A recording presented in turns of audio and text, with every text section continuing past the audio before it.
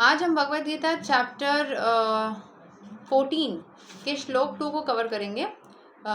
रोज की तरह पहले मैं संस्कृत में श्लोक को पढ़ूंगी, उसकी इंग्लिश ट्रांसलेशन को देखेंगे और मीनिंग को समझेंगे। तो चलिए शुरू करते हैं। इदाम ज्ञानाम उपसृत्या ममा सधर्म्याम अगता सर्गेपि नोपाज्यन्ते प्रलयेना व्यथन्ति च। By becoming fixed in this knowledge, one can attain to the transcendental nature like my own. Thus established, one is not born at the time of creation or disturbed at the time of dissolution. तो जो knowledge Krishna भगवान देने जा रहे हैं इस chapter में, वो सबसे ज़्यादा अच्छा नॉलेज है, ये इन्होंने खुद बोला था।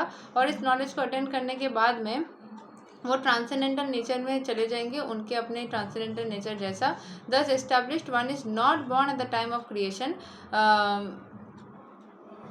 मतलब इस नॉलेज से ये पता चलता है कि हम जब जन्म लिए हैं उसी टाइम पे हमारी आत्मा की जन्म नहीं हुई है। और जब हम मर जा रहे हैं तो आत्मा मर नहीं जा रही है, वो बस शरीर है। और जो आत्मा है वो बहुत पुरानी है, बहुत सालों से है, बहुत टाइम से है। ठीक है, सो यहाँ के एक्सप्लेनेशन को समझ लेते हैं। After acquiring perfect transcendental knowledge, one acquires qualitative equality with the supreme personality of God head, becoming free from the repetition of birth and death. जैसे हम भगवान की कृपा में आ जाते हैं तो हमारे अंदर भगवान की जो बर्थ एंड डेथ की साइकिल है उससे हम बच जाते हैं। One does not however lose his identity as an individual soul. हमारा जो इंडिविजुअल सोल का आइडेंटिटी है वो कभी भी नष्ट या खराब नहीं होता है। It is understood from Vedic literature that the liberated souls who have reached the transcendental planets of the individual sky always look to the lotus feet of the Supreme Lord, being engaged in his transcendental loving service. So even after liberation, the devotees do not lose their individual identities. तो हमारे शरीर से निकलने के बाद भी हमारा soul जो है वो हमारी इंडिविजुअल आइडेंटिटी को लूज नहीं करता है। Generally in the material world, whatever knowledge we get is contaminated by the three modes of material nature. Knowledge which is not contaminated by the three modes of material nature is called transcendental knowledge. As soon as one is situated in that transcendental knowledge, he is on the same platform as the supreme person. तो जब भी हम material world में होते हैं, बहुत सारे knowledge से हमारे माइंड जो मैंने बोला था ना कंटामिनेशन, जब आप में से एक जन ने पूछा था कि कंटामिनेशन क्या है, तो मैंने बोला था कि मटेरियल कंटामिनेशन मतलब दुनिया में बहुत सारे अलग अलग एनर्जीज रहती है। जैसे ही हम भगवान के कृपा या नॉलेज में आते हैं, उन सब चीज़ों से हम कंटामिनेटेड मतलब गंदे नहीं होते हैं, मिक्स्ड नहीं होते हैं। एंड हम ट्रांसेंडेंटल नॉलेज ही वही नॉलेज है, मतलब स्पिरिचुअलिटी वही चीज़ है। जैसे हम स्पिरिचुअलिटी में होते हैं, सुप्रीम पर्सन यानी कि जो भगवान है उनके एनर्जीज को हम एक्सेप्ट करने लगते हैं, उनके एनर्जीज में हम होते हैं। Those who have no knowledge of the spiritual sky hold that after being freed from the material activities of the material form, this spiritual identity becomes formless without any variegatedness.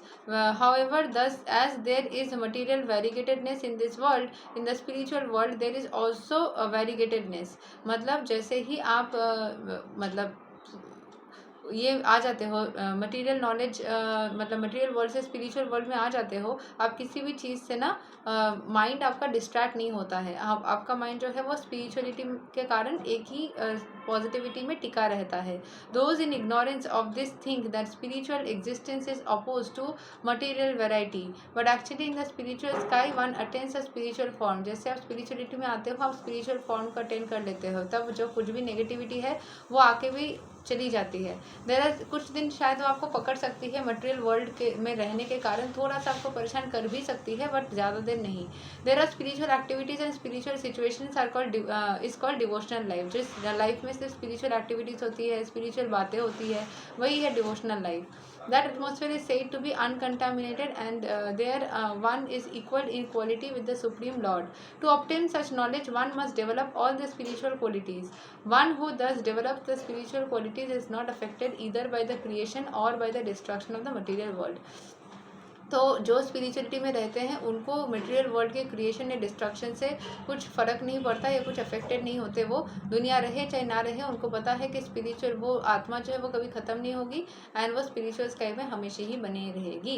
यही तक है श्लोक number 2। यही है एक पहला knowledge जो भगवान देते हैं कि हमारा जो आत्मा है वो कभी हमारे शरीर के साथ में जन्म और हमारे शरीर के अंत के साथ में तबाह नहीं होता है। वो सालों साल जन्म जन्म रहे जा रहा है, वो बहुत दिन से है और आगे भी रहेगा।